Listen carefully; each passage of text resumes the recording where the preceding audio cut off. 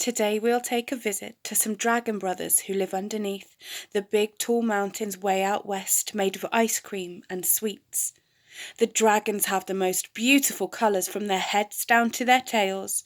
Rory is red, Oliver is blue, and Jacob has green and gold scales. They kept Sweetie Mountain big enough for their growing legs by laying lots and building with their very own candy eggs. One day Jacob felt a little cramped and wanted a bit of space, so he flew down to his favourite spot and visited Soda Lake. He walked on the sand that was made of crushed potato chips. To the bubbling Soda Lake Jacob went and took a few sips. As Jacob sat there drinking, he saw a little frog, leaping there quite happily, jumping from rock to rock. He watched a little fish jump through the air and back with a splash, when suddenly he heard a big almighty crash. He looked around to see what had happened and saw a mermaid there. She'd crashed into her rocky bank and her tail was stuck in the air. Tangled in some tree roots, she couldn't get herself out. She was really struggling and Jacob heard her shout.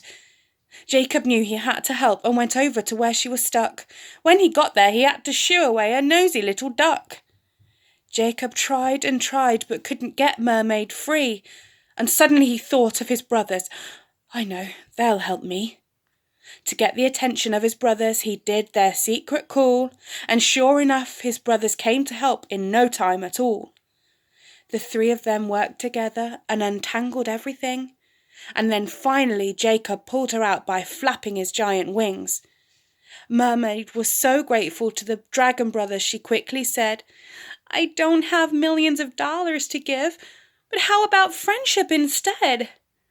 And with that the dragon brothers had made a new friend, another magical creature with their time they could spend. Mermaid swam on her way and the lovely brothers headed back to Sweetie Mountain, back at home, where they could once again relax.